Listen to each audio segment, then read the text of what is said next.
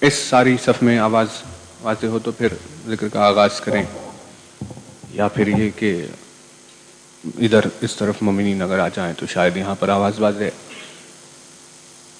کیونکہ الفاظ بے انتہا اہمیت کے حامل ہے، اسی لیے آواز کی یہ تکلیف قابل برداشت نہیں ہے۔ ایک اور بلند ترین صلوات پڑھ لیجیے۔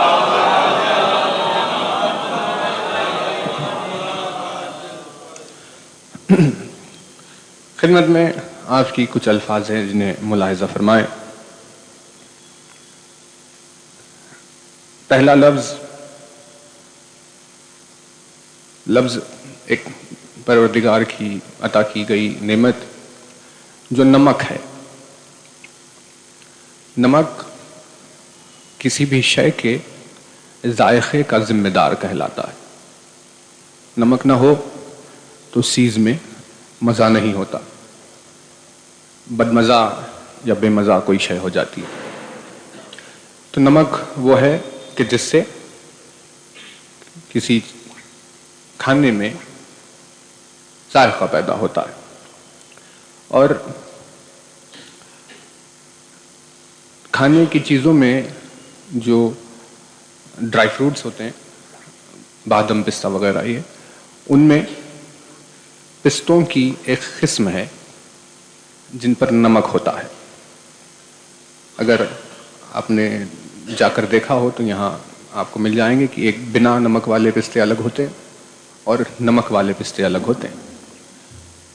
اور اللہ نے انسان کے ہونٹوں کو کچھ اس طرح بنایا ہے کہ اگر ہونٹ ملے ہوئے ہو، منہ بند ہو، تو اس وقت دیکھنے میں وہ پستے کی صورت اختیار کر لیتے ہیں۔ یہ ساری باتیں آپ کے ذہن میں محفوظ رہے کہ جو لب ہیں، ملے ہوئے لب دکھائی دینے میں پستے کی طرح دکھائی دیتے ہیں۔ اور کھانے کے تعلق سے یہ بات مشہور ہے کہ کھانا نہ ملے تو اس وقت فاقہ ہو جاتا ہے، اور اگر پیٹ بھر کر کھانا ملے تو اس وقت کہتے ہیں کہ بھئی ہم سیر ہو گئے۔ سیر یعنی دل بھر کر کھا لینے کو کہتے ہیں، اور فاقہ یعنی کچھ نہ ملنے کو کہتے ہیں۔ اور پانی کی تنگی اگر ہو تو اس وقت شریعت نے یہ حکم دیا ہے کہ اگر وضو کرنے کی گنجائش نہ ہو تو مومن مٹی پر تیمم کر لیتا ہے، اور تیمم کے ذریعے سے وہ نماز انجام دے سکتا ہے۔ اور تیمم کی مٹی صورت پر جب لگتی ہے، یعنی جب ہاتھ مارنے کے بعد آپ اسے چہرے پر لگاتے ہیں تو تھوڑے سے ایکو کو اتنا زیادہ نہ رکھیے، ایکو بہت زیادہ ہو رہا ہے۔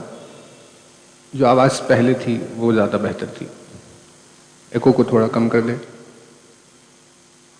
اور تقریر یعنی بات شروع ہو جانے کے بعد پھر اس کے قریب نہ جائے۔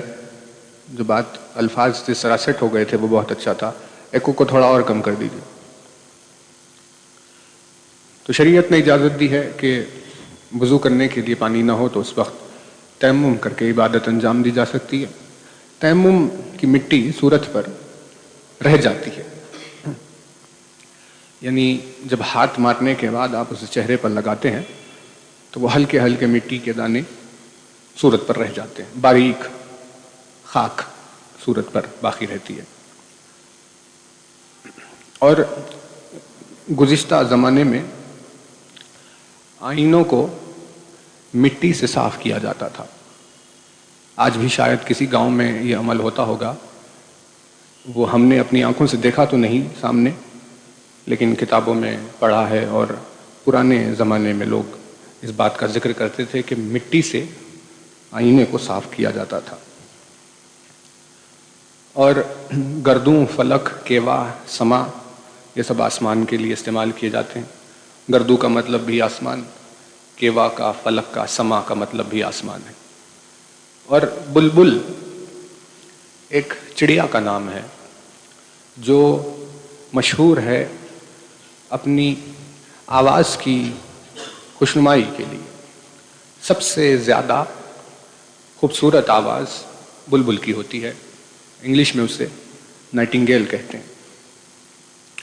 اور ہندوستان میں کوئی خاتون گزری ہے جسے نائٹنگیل آف انڈیا کہہ کر پکارا جاتا تھا کیونکہ اس کی آواز بہت خوبصورت تھی. شاید سروجنی نائیڈو کو نائٹنگیل آف انڈیا کہتے تھے. تو بلبل بے انتہا خوبصورت آواز والے ایک پرندے کا نام ہے. اور جب موسم میں بہار آتا ہے اور گلشن ہرا بھرا ہوتا ہے تو اس وقت ہزاروں لوگوں کی خواہشیں ہوتی ہے کہ اس موسم بہار کے موسم میں کھلے ہوئے ہرے بھرے گلشن میں بلبل کو چہکتے ہوئے سن لے، کیونکہ وہ بارش کے موقع پر یا خوشگواری کے وقت پکارتی ہے، آواز نکالتی. اسے بلبل کہتے ہیں. اور آواز کی لہریں شاید پہلے یہ زمانے میں پہلی بنی ہوئی تھی، لیکن آج کل آسان ہے کیونکہ آواز میں بھی لہریں پائی جاتی ہے.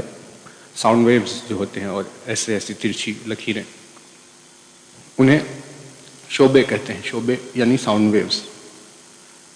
اور جیسے قرآن صامت کی آیتیں ہیں 6666 آیتیں قرآن صامت کی آیتیں، ویسے ہی قرآن ناطق کی بھی آیتیں ہیں. اب قرآن صامت کی آیتیں تو ہمارے سامنے ہیں، ایک کے بعد ایک آیت کو دیکھا پہچان لیا، لیکن قرآن ناطق کی آیت کون ہے اور قرآن ناطق کی آیتیں کیسی ہے، یہ سوال ہے. کلغی ایک لفظ ہے. لشکر میں جو لشکر جمع ہو تو سردار کے خوت پر یا علمدار کے خوت پر، تو سردار ہو لشکر کا وہ یا جو لشکر کا علمدار ہو، اس کے خوت پر ایک پنکھ ایسا نکلا ہوا ہوتا ہے جس سے پتہ چلتا ہے یہ سردار ہے یا علمدار. اسے کلغی کہتے ہیں، جو پرندے کے پر سے بنی ہوتی ہے. میدان جنگ میں ہمیشہ یہ نسبتیں دی جاتی ہے. تلوار کی نسبت ہلال سے دی جاتی، یعنی چاند رات کا جو چاند ہے اسے ہلال کہتے ہیں. تلوار کیونکہ ویسی ہی ہوتی ہے اسی لیے اس کی نسبتیں ہلال سے دی جاتی، اور ڈھال کی نسبتیں بادلوں سے دی جاتی ہے. تو بادل بزدلی کی نشانی ہے، کیونکہ ڈھال سے جب کوئی اپنے آپ کو روکتا ہے تو اس کا مطلب یہ ہے کہ وہ حملہ کرنے سے قاصر ہوا، اسی لیے خود کو بچا رہا. اور ہلال شجاعت کی طرف اشارہ کرتا ہے، کیونکہ تلوار حملہ کرنے والے کرار کی دلیل ہوتی ہے. اور مہر نبوت رسول اکرم کے کاندھے پر، پشت پر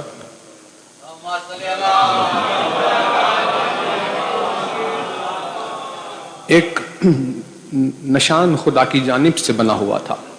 بدن پر ایک نشان جس پر لکھا ہوا تھا محمد الرسول اللہ.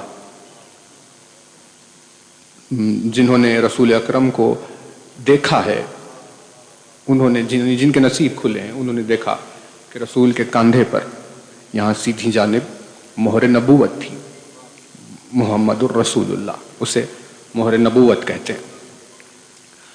اور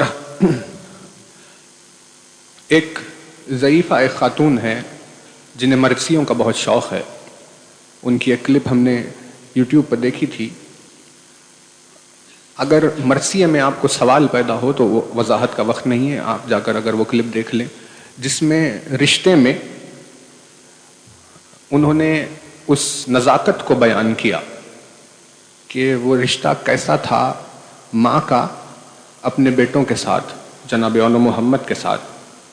شہزادی کا رشتہ کیسا تھا، اور اس میں جو ظاہری طور پر ہمیں نظر آتا ہے جیسے مصرع میں تلخی ہے، لیکن وہ رشتوں کی نزاکت کیا تھی، ویسے جیسے انیس نے بیان کیا ویسے ہی. اور انہوں نے بھی اس کی وضاحت کی، آپ چاہے تو اسے دیکھ لیں. شیر کی آنکھوں کا رعب بہت مشہور ہے. شیر جب کسی چیز کو غور سے دیکھتا ہے تو اس کی آنکھوں میں ہی اتنا خوف ہوتا ہے کہ کئی سارے جانور اس کی نگاہ کے خوف کی وجہ سے سہمے ہوئے ہوتے ہیں. یعنی دوڑنے والوں کو دوڑنے کی طاقت ختم ہو جاتی. جب شیر انہیں غور سے ایک نگاہ سے دیکھتا ہے تو شیر کی آنکھوں میں بہت روب ہے، بہت زیادہ روب شیر کی آنکھوں میں پایا جاتا ہے۔ گیتی زمین کو کہتے ہیں، زمین زمین کو کہتے ہیں، ارض زمین کو کہتے ہیں، فرش زمین کو کہتے ہیں۔ اور خیبر کی روایت ہے جس میں یہ مشہور ہے کہ مولا نے جب مرہب حملہ کیا تو اس وقت اس کے خود کو کاٹتے ہوئے، اس کے سر پر 2 پتھر رکھے ہوئے تھے ایک کے اوپر ایک، ان دونوں پتھروں کو کاٹتے ہوئے، اس کے سر کو کاٹتے ہوئے، اس کے جسم کو کاٹتے ہوئے، زین کو کاٹتے ہوئے، رہوار کو کاٹتے ہوئے علی کی ذوالفقار زمین میں دھس گئی تھی اور زمین کو کاٹتے ہوئے آگے نکل رہی تھی۔ تو اس وقت زمین 2 حصوں میں تقسیم نہ ہو جائے، خدا نے جبریل کو آواز دی تھی کہ جبریل جا کر ذوالفقار علی کو روک لے۔ تو جبریل نے آ کر اپنے پر کو پھیلایا تھا جس کی وجہ سے علی کی ذوالفقار رکی تھی۔ لوگوں نے اس کا یہ مطلب نکالا کہ ذوالفقار جبریل کے پروں میں اتنی طاقت تھی کہ اس کی وجہ سے ذوالفقار رک گئی، حالانکہ حقیقت یہ نہیں تھی۔ اگر علی کا حملے کا ارادہ ہو تو جبریل کے پر کیا یا جبریل کی ہستی کیا ہوگی۔ لیکن جبریل کے پروں کی ایک خاصیت تھی کہ جبریل کے پروں میں چنندہ پر تھے کچھ جن پر اللہ نے علی لکھا تھا۔ تو خیبر کی روایت یہ ہے کہ ذوالفقار کاٹتے ہوئے جبریل کے ان پروں کو بھی کاٹ کر آگے بڑھ گئی، لیکن جب وہ پر سامنے آئے جن پر علی لکھا تھا تو ذوالفقار رک گئی۔ تو یہ شعور تھا ذوالفقار کا کہ اسے پتا ہے کہ کہاں رکنا ہے، کہاں آگے بڑھنا ہے۔ اور سیل اردو زبان میں ایک لفظ ہے، سونامی کو کہتے ہیں، سونامی ویو جو ہے سیل کہتے ہیں انہیں۔ 2005 میں جو آئی تھی یہاں ہندوستان میں مشہور ہوئی، 800-850 کلومیٹر پر آور کی سپیڈ سے آتے ہیں لہریں، یعنی اگر 800 کلومیٹر کی رفتار سے پانی کی پچھاڑ کسی کے جسم پر پڑے تو سکن ہڈیاں چھوڑ دیتا ہے، اس میں وہ اثر اور وہ رفتار ہوتا ہے، اسے کہتے ہیں سیل۔ اور محلے کے اجڑنے کے تعلق سے یہ ہے کہ محلے میں اگر 10 گھر ہو اور اگر ایک ایک گھر سے ایک ایک جنازہ نکل جائے اور 10 گھروں سے 10 جنازے نکل جائے تو کہا جاتا ہے کہ محلہ اجڑ گیا، کیونکہ پورے محلے میں ایک بھی گھر نہیں ہے جس سے لاشا باہر نہیں آیا۔ دم 1 سیکنڈ کو کہتے ہیں، دم سانس لینے کو بھی کہتے ہیں۔ ہاتھ دھونا ایک محاورہ ہے، استعمال ہوتا ہے کہ اگر آپ کسی چیز کے پیچھے پڑ جائیں تو اسے کہتے ہیں کہ بھئی ہاتھ دھو کر پیچھے پڑ گئے، ہے نا، یعنی آپ کو چین ہی نہیں ہے، اس چیز سے جان نہیں چھوڑا رہے، ہاتھ دھونا۔ اور ہاتھ جو پانی سے ہم ہاتھ دھوتے ہیں اسے بھی ہاتھ دھونا کہتے ہیں، یہ بھی ہاتھ دھونا ہے، اور کسی چیز کے پیچھے پڑ جانے کو بھی ہاتھ دھونا کہتے ہیں۔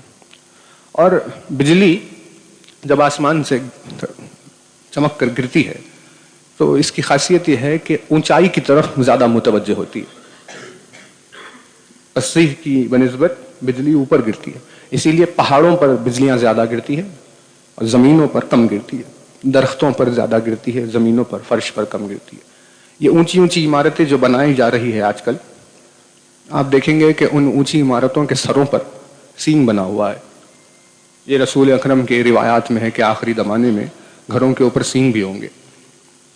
تو وہ بنائے اسی لیے جاتے ہیں کیونکہ جب بجلی چمکتی ہے تو وہ پہاڑ کی طرح اس میں کچھ ریڈیشن، میگنیٹک ریڈیشن پایا جاتا ہے جس کی وجہ سے وہ بجلی کو اپنی طرف کھینچ لیتے ہیں، اور اس سینگ سے راستہ ہو کر وہ الیکٹریکل امپلسز زمین میں بنائے جاتے ہیں جس کی وجہ سے وہ زمین میں چلی جاتی ہے۔ اگر وہ سینگ نہ بنایا جائے اونچی عمارتوں پر تو بجلی جہاں چاہے وہاں گرے گی، اور اگر کسی گھر پر گر جائے، کسی مکان پر، کسی روم پر گر جائے تو وہ ساری تباہیاں ہوتی ہیں۔ اسی لیے ان سے بچنے کے لیے بجلی کے رخ کو ادھر موڑ کر وہاں گرایا جاتا ہے، تو پوری طاقت سے اپنی وہاں گرتی ہے، اسے کہتے ہیں بجلی کا تڑپ کے گرنا، کہ اس پر گرنے سے وہ نیچے چلی گئی زمین۔ آری ایک ہتھیار ہے چھریوں کے خاندان کا، جس سے ہم کسی چیز کو کاٹتے ہیں، درختوں کو کاٹتے ہیں، آری سے آپ نے جھاڑ کاٹا یا جو بھی ہے، اسے کہتے ہیں آری۔ اور دوسرے کسی आजिज आ जाने को भी आरी कहते हैं कि भाई इन्होंने इतना हमारा पीछा उठाया कि हमें आरी कर दिया, मतलब बेजार हो गए। आजिज हो जाने को भी आरी कहते हैं और आरी को भी आरी कहते हैं।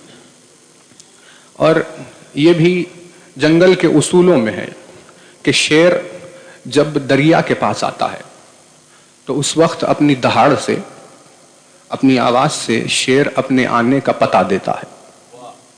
यानी कितने अदलो इंसाफ से जंगल में रहने वाले जानवर जीते, वो जानवरों को धोखे में नहीं रखता।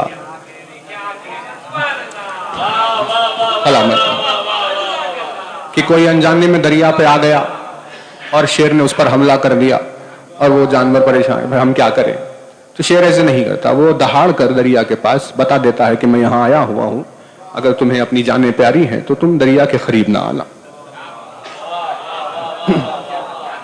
उस वक्त कहते हैं कि भाई शेर तराई में गूंज रहा है, आवाज आती है कि भाई वो गूंज रहा है, तो सबको मालूम होता है कि शेर है, तो सब अपनी अपनी प्यास रोके हुए रहते हैं, जब तक वो वहां से चला ना जाए उस वक्त तक प्यासे रहते हैं।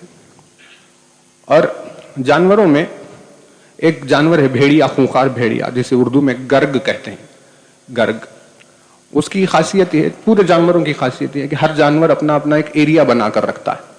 आप अगर अब हमारे घरों के पास अपने बिल्लियों को भी अगर आप देखें तो वो भी अपना अपना एक एरिया बनाकर रखते हैं, इनके एरिया में वो नहीं जाते, उनके एरिया में ये नहीं जाते। वैसे ही जानवरों में होता है, शेर का एक अपना एरिया, दूसरे शेर का दूसरा एरिया, अपने अपने एरिया में रहते हैं। और अगर कभी आमना सामना हो जाए तो वो एरिया की लड़ाई उनमें होती है और जो जीत जाता है वो उसके एरिया पर कब्जा कर लेता है।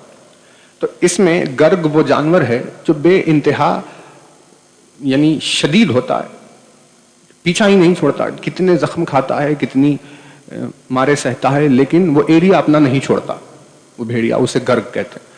और फिर जान पर, बिल्कुल ही जान पर बना जाए उसके, तब जाकर कभी वो हथियार डालता है और उस रास्ते से चला। खूंखार भेड़िया, उसे गर्ग कहते हैं। घाट दरिया के किनारे को कहते हैं। ये चादर घाट आप जो नाम पड़ गया क्योंकि वो नीचे से बह रही है, उसका किनारा था चादर घाट। और कहावत है माँ के दूध के लिए किसी की शुजाअत और गैरत और हमीयत के लिए इस्तेमाल होता है। कोई वादा खिलाफ हो, बुज़दिल हो या डरपोक हो तो उससे कहते हैं कि शायद इसने माँ का दूध नहीं पिया, क्योंकि माँ का दूध हिम्मत और ताकत और तवानाई की दलील होता है। और जंग की दाद के लिए, बस ये एक लफ्ज आपकी खिदमत में आखिर कि जंग की जो दाद होती है, मैदान जंग में जब कोई लड़ता है तो वो अपने हमले की दाद बहादुरों से चाहता है। जो बुज़दिल भागते हुए कहें कि भाई कितना क़यामत खेज हमला है, तो उससे हमला करने वाले को कोई फर्क नहीं पड़ता, क्योंकि बुज़दिलों की तारीफ बहादुर के लिए कोई माना नहीं रखती। बहादुर को अपनी तारीफ बहादुरों से चाहिए होती है। तो बहरहाल क्या बहादुरी का जिक्र करे, कोई क्या कहे। एक दाद का जिक्र हुआ जो हुसैन के हमले पर दी गई थी। अब वो हमला कैसा था, दाद देने वाला कौन था और क्या दाद दी थी, ये सारी चीजें एक पहेली बनी हुई है। फिलहाल सारे अल्फाज जहन में आपके महफूज रहे। एक बुलंद तरीन सलवात और बारगाह है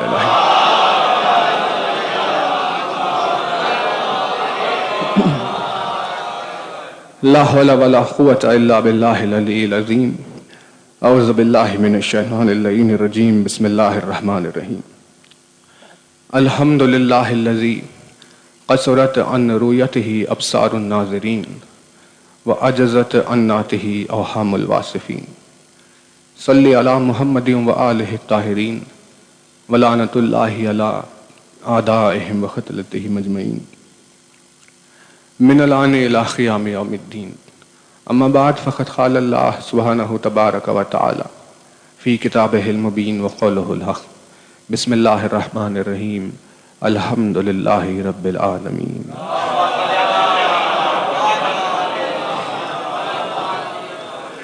फरमाया साहिब आज़म दर्जात अल्फाज ने, फरमाया मालिक मोजिज़ नुमा अंदाज ने, फरमाया मौलाए कायनात अमीरुल मोमिनीन हज़रत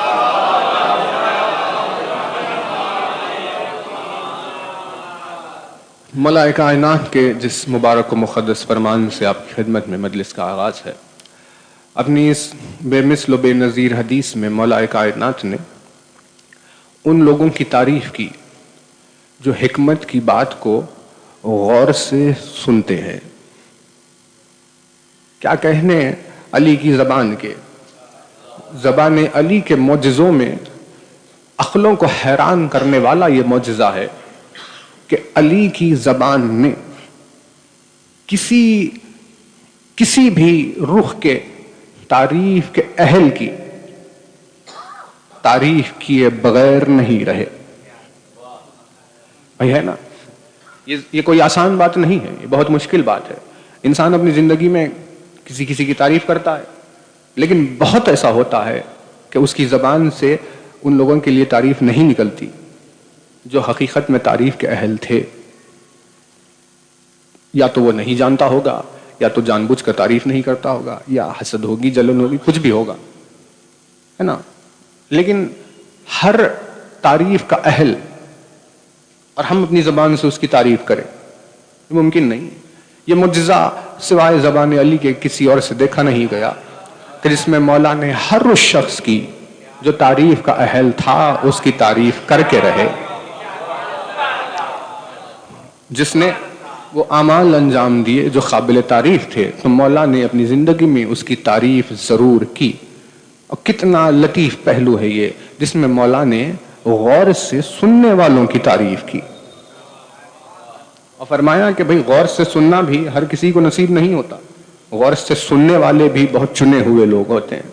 قرآن کہہ رہا ہے کہ اکثر لوگ وہ ہیں کہ جن کے سامنے جب ذکر کہا جائے، ذکر رکھا جائے، تو وہ ذکر کی طرف توجہ نہیں لیتے. وَإِذَا ذُكِّرُوا لَا يَذْكُرُونَ، جب ان کے سامنے حکمت کی بات آتی ہے تو وہ نہیں سنتے. لیکن خدا جب کسی بندوں کو اپنے لیے پسند فرماتا ہے تو ان لوگوں کو یہ توفیق عطا فرماتا ہے کہ جب بھی کوئی سننے کے قابل بات آتی ہے تو فوراً غور سے سن لیتے ہیں. کتنی عظیم بات ہے، حالانکہ بہت چھوٹی اور سامنے کی آسان بات، لیکن پھر بھی ہر کوئی ہر حکمت کی بات کو نہیں سنتا. تو مولا نے ان لوگوں کی تعریف میں بیان فرمایا، فرماتے ہیں کہ وہ لوگ جو اپنے کانوں سے حکمت کی باتوں کو غور سے سن لیتے ہیں، وہ رہتے رہتے اپنی آنکھوں سے حکمت کے نتیجوں کو دیکھ لیتے ہیں. بھلا مطلب کیا قیامت خیز فرمان ہے. مولا نے فرمایا کہ جو غور سے کسی حکمت کی بات کو سنتا ہے اس کے نصیب میں یہ ہے کہ وہ ایک دن ان نتیجوں کو، حکمت کی نتیجوں کو اپنی آنکھوں سے دیکھ لیتا ہے. اسی لیے مولا نے فرمایا کسی بات کو غور سے سننا نہیں کہلاتا، بلکہ کسی بات کو غور سے سننا اسے دیکھنے کے برابر ہوتا ہے. جب الفاظ آئے کسی کے سامنے اور توجہ سے اس طرف غور سے سنا تو علی نے فرمایا اسے سننے میں لکھا نہیں جائے گا، بلکہ غور سے کسی چیز کو سننا دیکھنے میں شمار کیا جاتا ہے. یہ دیکھنے کے معجزے ہیں کہ جہاں آج کے اس زمانے میں آنکھوں سے لوگوں کو دکھائی نہیں دیتا، پھر بھی ایسے اللہ کے کچھ بندے ہیں جو کانوں سے دیکھ لیتے ہیں.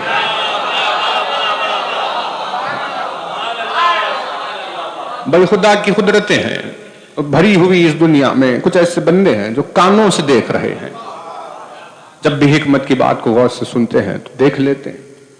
تو مولا نے فرمایا الفاظ کی طرف، جو حکمت سے بھرے ہوئے الفاظ اگر ہو تو مولا فرماتے ہیں انسان کو چاہیے کہ اپنی پوری توجہ اس طرف رکھے اور انہیں غور سے سنتا رہے.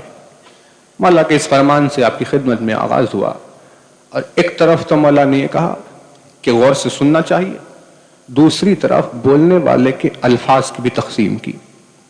اور وہ قیامت خیز دعائے صباح کا پہلا جملہ مولا علی کی زبان سے جاری ہونے والا، جس میں ارشاد ہوا اللہم یا من دلع لسان الصباح بالنطق تبلج، کہ اے وہ ہستی کہ جس نے صبح کی زبان کو روشنی کے لفظوں سے کھولا. اے وہ ہستی کہ جس نے صبح کی زبان کو روشنی کے لفظوں سے کھولا. یعنی صبح اس کیفیت کو کہتے ہیں کہ جب صبح نے بولنا شروع کیا تو اس کے الفاظ میں اتنا نور تھا کہ اس نور کی وجہ سے دنیا میں صبح نمودار ہو گئی. بھئی بہت توجہ رہے، قیامت خیز ہے یہ مولا کا جملہ. یہ جو 4 جملے ہیں ایک ساتھ، اللہم یا من دلع لسان الصباح بنطق تبلجہ وسرح خطا اللیل المظلم بغیاہیب تلجلجہ وشعشع ضیاء الشمس بنور تعججہ. یہ جس انداز میں یہ جو رائمہ یعنی جیسے مصرے میں ہوتی ہے ردیف قافیے کی صورت میں، یہ جو علی نے رکھی ہے، یہ کسی عربی زبان کی فصاحتیں اور بلاغتیں عاجز ہو جاتی ہے. ان 4 جملوں کا کوئی جواب نہیں لا سکتا. یعنی وہ کتاب جو پروردگار عالم کا معجزہ بنی ہوئی ہے، قرآن مجید کی 6666 آیتوں کو اگر آپ دیکھیں تو آیتوں میں اس طرح کی رائم نہیں پائی جاتی جو علی نے استعمال کی. اللہم یا من دلع لسان الصباح بالنطق تبلج، اے وہ کہ جس نے صبح کی زبان کو روشنی کے الفاظ سے کھولا. یعنی اس نے بولنا شروع کیا تو الفاظ میں اتنا نور تھا کہ دنیا تمام میں صبح ہو گئی. کہا کہ کیا بولتی ہوگی صبح، آخر کیا ذکر کرتی ہوگی؟ تو مرسل اعظم نے جواب دیا کہ اللہ نے سورج کو روشن جو کرنا چاہا تو اس پر علی کا نام لکھا. جب سورج پر علی کا نام لکھا گیا تو سورج میں وہ نور پیدا ہو گیا جو ساری دنیا میں صبح ہونے کا ذمہ دار ہوتا ہے. اور اسی وجہ سے یہ بات صاف ہوئی کہ اسلام نے جو صبح کے سونے کو منع کیا کہ بھئی آپ رات میں سو جائیے، جعلنا اللیل لباسا، ہم نے رات سونے کے لیے بنائی ہے، آپ آرام سے سو جائیے. تو اب رات میں اگر کوئی جا کر سو جائے تو وہ صرف سو نہیں رہا ہوتا، اس کے لیے ثواب لکھا جاتا ہے، کیونکہ وہ نظام قدرت کے حساب سے چل رہا ہے. یہاں تو شاید عجیب ہی لگے گی یہ بات، کیونکہ رات میں کون سوتا ہے بتائے. لیکن اس نے کیا کہا، ہم نے بنائی ہے رات سونے کے لیے، اب جو رات میں سو جائے اسے ثواب لکھا جاتا ہے، کیونکہ وہ قدرت کے نظام کو لے کر چل رہا ہے نا. ویسے ہی خدا نے نہیں پسند فرمایا کہ راتوں میں بلا وجہ جاگ رہے ہیں، کوئی مطلب نہ کوئی بات نہ کوئی چیز، اور گھروں کے باہر جاگ رہے ہیں. کم از کم گھر میں جاگ لیتے تو وہ آپ کا اپنا جاگنا ہوتا، لیکن 4 اور لوگوں کی نیند خراب. یعنی عجیب نظام بنا ہوا ہے. لیکن خدا نے اس سسٹم کو پسند کیا کہ رات ہوئی گھر میں چلے گئے، سو گئے، یا جاگ بھی رہے تو کم از کم اپنے گھر والوں کے ساتھ، جس میں پتا تو چلے ماں باپ کو اولاد کا مزاج کیا ہے، اولاد کو کہ ماں باپ کا مزاج کیا ہے، گھر والے ایک دوسرے کو تو پہچانتے رہیں. یہ کون سی چیز ہے کہ آپ باہر نکل گئے، پتہ ہی نہیں کہ اولاد گھر میں ہے کہ نہیں ہے، بچے کب پلٹ کر آ رہے ہیں، کہاں جا رہے ہیں، کیا ہو رہا ہے. یعنی عجب چل رہا ہے. خدا نے اس چیز کو پسند نہیں کیا. سو جاؤ. ایک چیز، ایک سونے کو سنت میں شمار کیا، وہ ہے دن کے موقع پر سونا، کہ بھئی دوپہر میں کھانا کھانے کے بعد سو گئے. اس کے لیے بھی ثواب لکھا ہے کہ بھئی آپ کچھ دیر سو جائیے. خیلولہ کہتے ہیں، پاور نیپ انگلش میں کہتے ہیں، جو ایوریج 15 منٹ کی ہوتی ہے، زیادہ سے زیادہ آدھا گھنٹہ. 2-3 گھنٹے کو سونے کو خیلولہ نہیں کہتے. آدھے گھنٹے پر کے آگے خیلولہ ختم ہو جاتا ہے. 15 منٹ ہوتی ہے جنرلی، جس سے آپ کی جسم میں طاقت پلٹ کر آتی ہے. تو وہ سونے کا حکم بھی دیا گیا کہ ہاں بھائی سو جاؤ. رات میں سونے پر بھی خوشی، دن میں بھی سونے پر خوشی. لیکن وہ ناراض ہو گیا اس وقت جب کوئی صبح میں سو رہا ہے. کہا پروردگار جب تو نے بندوں کو راحت کا اتنا سامان دیا تو پھر صبح کے سونے کو منع کیوں کیا؟ اور کہا صبح کی نیند غفلت کی نیند ہوتی ہے. کہا حالانکہ رات میں سونے کو غفلت نہیں کہا، دن میں سونے کو غفلت نہیں کہا، یہ صبح میں سونے کو غفلت کیوں کہہ رہا ہے؟ تو جواب آئی وہ اسی لیے کیونکہ جب صبح نمودار ہوتی ہے تو اس وقت سورج علی کے ذکر میں مصروف رہتا ہے، جس کی وجہ سے دنیا میں صبح ہو رہی ہوتی ہے. اور پروردگار عالم نے پسند نہیں کیا ایسے شخص کو کہ کہیں پر ذکر علی چل رہا ہے اور وہ سو رہا ہو. اور جو علی کے ذکر سے منہ موڑ کر سوتا ہے اللہ نے اسے غافلوں میں شمار کیا. جس سے ہمیں غافل کا ڈیفینیشن سمجھ میں آیا کہ غافل کسے کہتے ہیں. ہر اس شخص کو غافل کہتے ہیں جو علی کے ذکر سے منہ موڑا ہوا ہوتا ہے. یہ نظام چلا اس طرح اس نے کہا. لیکن صبح ہونے بہت توجہ رہے, یہ ایک لطیف پہلو ہے کہ صبح ہونے کو جب اتنا مبارک قرار دیا تو آپ نے دیکھا ہے کہ صبح ایک دم نہیں ہوتی بلکہ آہستہ آہستہ ہوتی ہے نا. کیوں؟ کیونکہ خدا نے جسے نور کا قرار دیا ہو, جس کے فائدے بیان کیے ہو, اس سے ہرگز بھی نقصان کی توقع نہیں ہو سکتی, اذیت کی توقع نہیں ہو سکتی, چاہے کتنی ہی چھوٹی کیوں نہ ہو, لیکن اذیت نہیں ہو سکتی. اسی لیے صبح آہستہ آہستہ ہوتی ہے. اگر آپ نے مثال دیکھنی ہو تو جب کبھی ہم بیٹھے ہوتے لائٹ چلی گئی, ایک دم اندھیرا ہو گیا, ایسے ہی ہم اندھیرے میں پھر ایک دم سے لائٹ آئی تو سب کی آنکھیں بند ہو گئی. مطلب اس روشنی نے ایک لمحے کے لیے تھوڑے سے لیول پر ہی صحیح لیکن آنکھوں کو تکلیف پہنچائی. خداوند عالم کا نظام ایسا نہیں ہے جو آنکھوں کو چھوٹی سی تکلیف بھی پہنچائے گا. اسی لیے وہ ایک دم سے رات کی تاریکی کے فوراً بعد صبح نہیں کرتا کہ ایک دم سے اندھیرے سے روشنی ہو گئی کہ جس سے لوگ پریشان, بلکہ آہستہ آہستہ آہستہ آنکھوں کو عادی بناتے ہوئے صبح کرتا ہے تاکہ وہ روشنی آنکھوں کو خوشنما معلوم ہو اور جس سے ذرہ برابر بھی کسی قسم کی اذیت کا تصور نہ ہو. ایسے صبح ہو رہی ہے, اور صبح صرف یہ دن اور رات کے لیے نہیں ہوتی بلکہ کبھی کبھی ایسا ہوتا ہے کہ کسی کی زندگی کی صبح ہوتی ہے, کبھی ایسا ہوتا ہے کہ کسی کے مقدر کی صبح ہوتی ہے, کبھی ایسا ہوتا ہے کسی کے دین و ایمان کی صبح ہو جاتی ہے. اب وہ صبح خدا جانے کہ کب آتی ہے, جس کے لیے چاہتا ہے اس کے لیے آتی ہے, ایک لمحے میں اس کی زندگی کے اندھیروں کو ختم کر دیتی ہے. ساری زندگی گزار رہا تھا لیکن مقدر حر میں صبح نہیں ہوئی تھی, لیکن اللہ نے حر کے مقدر کی صبح کو روز عاشور قرار دیا تھا اور کہا آج تیرے تقدیر میں صبح ہونے والی ہے حر, لہذا صبح کے اس موقع پر اٹھ جا تاکہ تیرا نصیب جاگ جائے. یہ مقدر کی صبح ہوتی ہے. ویسے ہی مولا کائنات سے کمیل نے ایک مرتبہ سوال پوچھا تھا پہلی صبح کے تعلق سے, تو مولا نے جواب دیا تھا اس وقت جب اس نے پوچھا, مولا نے جواب دیا کہ وہ پہلی توحید کی صبح تھی کمیل. یعنی ایک دن تھا کہ جس دن توحید کی صبح ہوئی اور وہاں سے کاروان توحید چلا. مولا نے اس پہلی صبح کو حقیقت کہا. جب کمیل نے پوچھا تھا کہ یا علی حقیقت کیا ہے, تو علی نے جواب دیا تھا حقیقت وہ لمحہ ہے, وہ پہلا کائنات و کونین کی وہ پہلی صبح کہ جب کاروان توحید نکلا, وہ کائنات کی پہلی صبح حقیقت ہے کمیل. تو مولا نے صبح کی تعریف کی.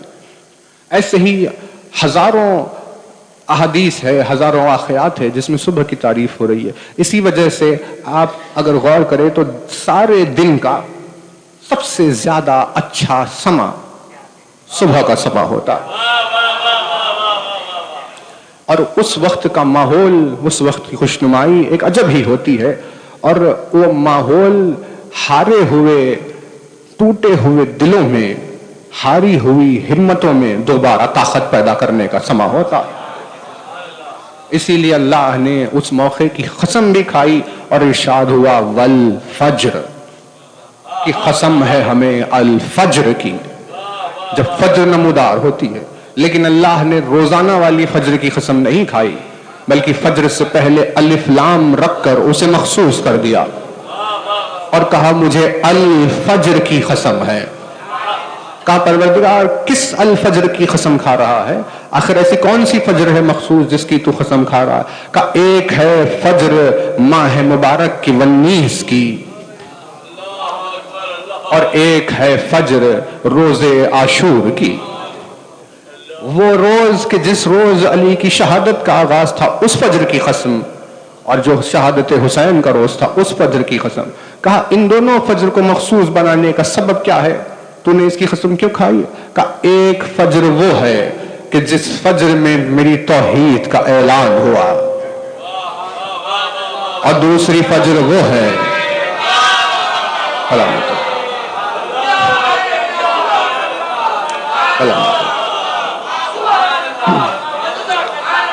سلامت. ایک فجر وہ ہے جب اس کی توحید کا اعلان ہوا تھا، اور دوسری فجر وہ ہے جب اس کی توحید کی حفاظت ہوئی تھی. آپ سلامت. تو پروردگار عالم نے اس وجہ سے صبح کی قسم کھائی کہ بھئی یہ فجر نہیں ہے عام دنوں میں ہونے والی فجر، بلکہ یہ ہے ہماری فجر توحید. صبح کے واقعات ہزاروں بیان کیے، اسی لیے آپ کو مناجات صبح کے وقت کے بھی ملتے الگ ہیں. مولا فرماتے ہیں صبح کی مناجات، صبح صبح کھڑے کہا کہ بھئی اب یہ روزی کی تقسیم ہو رہی ہے، اسی وقت سب کو بانٹ دیا جا رہا ہے. تو کہا کہ کہاں تھا تو، کیوں آ کر کھڑا نہیں ہوا؟ تیری روزی تو تھی رکھی ہوئی، تو نے غفلت اختیار کی، تجھے نہیں ملی ہے نا. یعنی خدا نے بیٹھے بیٹھے کھانے کے مزاج کو پسند نہیں کیا. اب یہ تو دین کی باتیں ہیں، دیندار لوگ جانتے ہیں، جو دین کا جھنڈا اٹھائے پھر رہے ہیں وہ نہیں جانتے.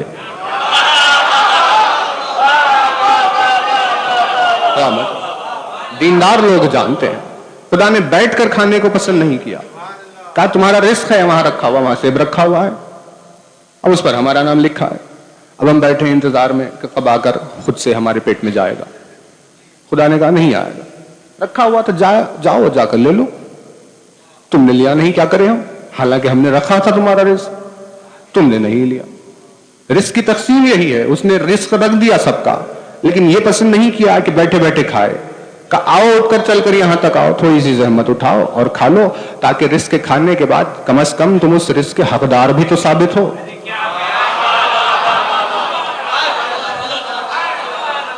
کہ بھئی کوشش کی تمہیں انعام مل گیا، یہ نتیجہ نکلے، ورنہ بنا کوشش کے تمہیں ملتے جا رہا ہے، تو یہ عدل انصاف کہاں ہوا؟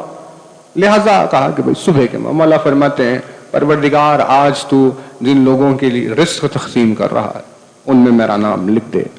آج جن لوگوں کی مغفرت کر رہا ہے ان میں میرا نام لکھ دے. آج جن لوگوں کی توبہ قبول کر رہا ہے ان لوگوں میں میرا نام لکھ. قیامت خیز مناجات علی، صبح کے موقع پر انہی میں سے ہے یہ دعائے صبا کہ جس کا نام پڑھ ہی صبح پر گیا، اور مولا نے کہا اسے صبح کے وقت پڑھا جانا چاہیے. اللہم یا من دلا لسان الصباح بنطق تبلج. قیامت خیز ایک جملہ ہے درمیان میں، دیکھیے خیر موقع نہیں ہے لیکن بہت ضروری ہے، اس لیے آپ کی خدمت میں کریں. اسی دعائے صبا کے درمیان میں یہ جملہ ہے جو مولا نے کہا فجعل اللہم صباحی ھذا نازلا علی بضیاء الہدی وبالسلامۃ فی الدین والدنیا. ایسا جملہ قیامت خیز کا کوئی بیان نہیں کر سکتا سوائے لسان اللہ کے، کہ جس میں صبح کی اہمیت بیان کرتے ہوئے مناجات کا یہ سلیقہ دیا کہ اے میرے پروردگار آج کی اس صبح کو فجعل اللہم صباحی ھذا نازلا علی بضیاء الہدی، آج کی صبح کو میرے لیے ہدایت کے نازل ہونے کا دن بنا دے. وبالسلامۃ فی الدین والدنیا، اور دین اور دنیا میں میرے لیے سلامتی قرار دے. ممکن ہی نہیں ہے کہ کوئی صبح کے موقع پر علی کے بتائے ہوئے جملے کو دہرا رہا ہے اور پھر شکایت کرے کہ مجھے ہدایت نہ ملے یا مجھے سلامتی نہ ملے. ممکن ہی نہیں ہے کہ جس کی زبان سے یہ الفاظ نکل گئے اس کے لیے ہدایت اور سلامتی لازمی ہے کہ اسے ملنے والی. یہ صبح کی عظمت ہے. اب ہم نے بھی اپنے بچپن سے سنا، چھوٹے رہنے سے ہمیں ڈانٹ پڑ رہی ہے، کہا کہ اٹھتا کیوں نہیں، صبح ہو گئی. اب ہم حیرت میں پڑ گئے، کوئی عجیب ماں باپ ہے، عجیب گھر کے بزرگ ہیں، سب اتنی شفقتوں سے دن بھر رہتے ہیں، نہ جانے صبح ان کو کیا ہو جاتا، اور ڈانٹتے ہیں کہ بھئی اٹھتا کیوں نہیں، صبح ہو گئی، جلدی اٹھ جا، صبح ہو گئی، اور صبح میں اٹھا دیا. اب ہم اٹھ کر دیکھ رہے ہیں کیا کرنا. لیکن اسی صبح سے پتا چلا اب جب اٹھ گئے تو کیا کریں. بچپن تھا، ہم نے بھی کھیل کود میں زندگی گزار دی، تو پتہ چلا کہ اب آج کی زندگی میں جو صحت ہے، سلامتی، عافیت ہے، یہ سب ان دنوں میں صبح میں کھیلنے کا اثر ہے. جو صبح صبح محنت کر لیتے تھے یا کھیل لیتے تھے، اس سے صحت و تندرستی حاصل ہو گئی. یہ چل رہا. کئی کتابیں، کئی روایات، کئی واقعے صبح صبح صبح ہر وقت صبح کے بارے میں لکھا. تو ہم بھی ایک دن سوچ بیٹھے کہ اتنی اس پر شدت دی، آخر دیکھتے تو ہیں کہ صبح کیا ہے. اور صبح کو دیکھنے کی خاطر ہم بھی گھر سے نکل پڑے تیار. صبح کے آنے سے پہلے اڑ گئے اور انتظار میں ہے کہ اب کب صبح آئے گی. تو ہم غور تو کریں کہ آخر صبح ہوتی کیا ہے. تو وہ صبح زندگی کی الگ صبح تھی، کیونکہ روزانہ تو صبح اٹھ جاتے تھے، لیکن یہ صبح الگ تھی کیونکہ اس مرتبہ صبح کو غور اور تدبر سے دیکھنے کے ارادے سے اٹھے تھے. اور جب ہم نے غور سے آسمان کی طرف نگاہ کی، صبح کے اس ماحول کو دیکھا، تو ہم نے کہا واقعتاً دن میں تو ایسا کوئی وقت نہیں ہوتا پورے دن. یعنی اگر یہ نکل جائے ہاتھ سے تو پھر اب دوسرا دن ہو تمہاری زندگی میں تو یہ موقع ہے.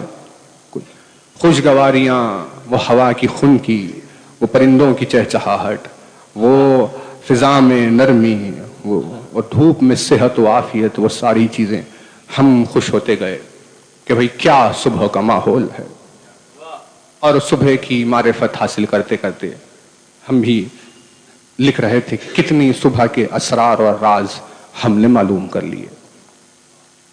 صبح کے ایسے ہی راز معلوم کرتے کرتے ایک صبح جب ہم صبح پھر رہے تھے تو ہم نے دیکھا کہ آنکھوں کے سامنے ایک شخص ہے جو ہم سے زیادہ صبح کی طرف توجہ کیے ہوئے ہیں.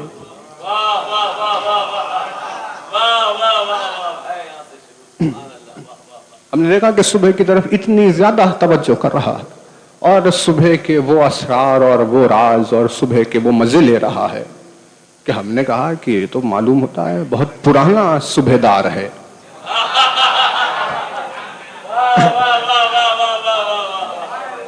کہ کیا زندگی میں اور صبح کی کشش اور صبح کی خوشی اس کے چہرے سے ظاہر ہو رہی تھی.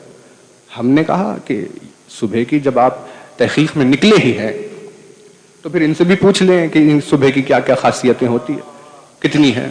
ہم پہنچے قریب ان کے پاس اور ہم نے کہا کہ بھئی خدا کی سلامتی آپ پر ہو. ہم بھی نکلے تھے صبح کی تعریف معلوم کرنے. دیکھا آپ بھی شریک ہیں یہاں پر، آپ بھی بتائیے کہ آپ صبح کے تعلق سے کیا کہتے ہیں یا کیا دیکھتے ہیں. باتیں شروع ہوئی. ہم نے پوچھا ٹھیک ہے سب سے پہلے تو تعارف ہو، یہ بتائیں کہ آپ ہے کون جو اتنی صبح یہاں ہمیں نظر آ گئے. اتنی صبح ہماری آنکھوں کے سامنے جہاں کوئی کہا آپ ہے کون. انہوں نے جواب دیا ہمیں کہتے ہیں میر ببر علی انیس. ہے نا توجہ، صبح کی انرجی کی طرح ہونی چاہیے. انہوں نے کہا کہ ہمارا نام ہے ببر علی انیس. ہم نے کہا کہ ہم غور کر رہے ہیں کہ آپ صبح کی طرف متوجہ. ہم بھی نکلے تھے صبح کی معرفت حاصل کرنے کے. دیکھا آپ بھی اسی سفر میں ساتھ چل رہے. تو آپ بھی بتائیے کہ صبح کو آپ کیسا پاتے ہیں، صبح کی تعریف میں کچھ ہے آپ کے پاس کہنے کے لیے، کیسی لگتی ہے صبح آپ کو. تو انہوں نے صبح کی تعریف میں جواباً ہم سے کہا، اور کہا خورشید نے جو رخ سے اٹھائی نخاب شب.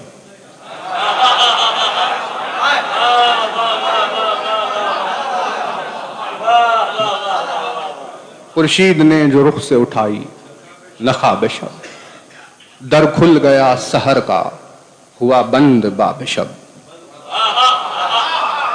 انجم نے فرد فرد کا لے کر حساب شب، دفتر کشائے صبح نے الٹی کتاب شب. یہ 4 مصرے جو ہم نے سنے تو ہم حیرت میں پڑ گئے. کہا صبح کی ایسی تعریف ہم نے تو کبھی نہیں سنی. ایک تو صبح کو اتنی غور سے دیکھتے ہیں اور ہم نے کہا معلوم ہوتا ہے کہ آپ بولنے میں بھی اعجاز بیانی رکھتے ہیں. ایک تو وہ مقام، وہ موقع اور وقت اتنا خوبصورت اور دوسری یہ بولنے والی زبان اتنی حسین. ہم نے کہا کتنی خوبصورتی سے آپ نے صبح کا ڈسکرپشن دیا, کتنی اچھی طرح سے واضح کیا, نہ جانے آپ صبح کو کتنی غور سے دیکھتے ہیں. تو انہوں نے کہا ہم تو غور سے دیکھتے ہی ہیں, ہمیں حکم ہوا ہے غور سے دیکھنے کا, اسی لیے ہم غور سے دیکھ رہے ہیں. اب لہٰذا اگر آپ نے بھی غور سے سن لیا ہوتا تو آپ بھی اس چیز کو دیکھ پاتے جسے ہم دیکھ رہے ہیں.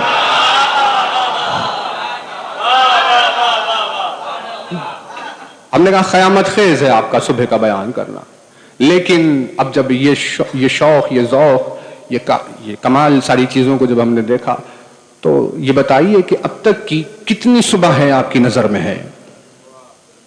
آخر کتنی صبح ہے ایسی گزری ہے جو دیکھیے. انہوں نے کہا بھائی ایک ایک دن کی ایک ایک صبح کی ایک ایک خاصیت.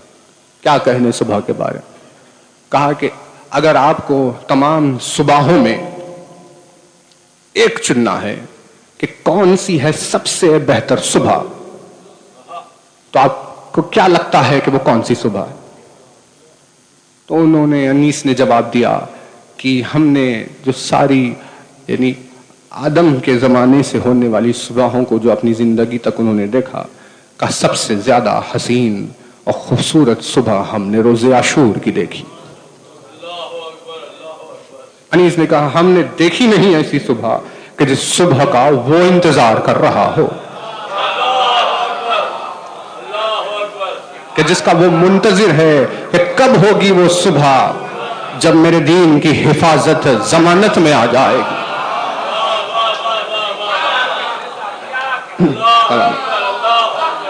کہ اس صبح کی انتظار کر رہے ہیں. انیس نے کہا کہ سب سے بہترین صبح ہم نے روز عاشور کی صبح دیکھی. اس سے بہتر تو نہ کہیں صبح کا تذکرہ ملا, نہ اس سے بہتر کبھی صبح کے آثار نمودار. ہم نے کہا کہ مان لیجئے, ہم نے ان سے کہا کہ مان لیجئے کہ اگر آپ اپنی اس اعجاز بیانی سے عاشور کی صبح پر کچھ لکھتے ہوتے تو آپ نے کیا لکھا ہوتا؟ بس یہ ہمارا سوال سننا تھا. ایک مرتبہ انیس نے گہری سانس لینی شروع کی. کیا پوچھا؟ ہم نے پوچھا کہ مان لیجئے کہ اگر آپ روز عاشور کی صبح پر کچھ لکھتے ہوتے تو آپ کی اعجاز بیانی اور عاشور کی صبح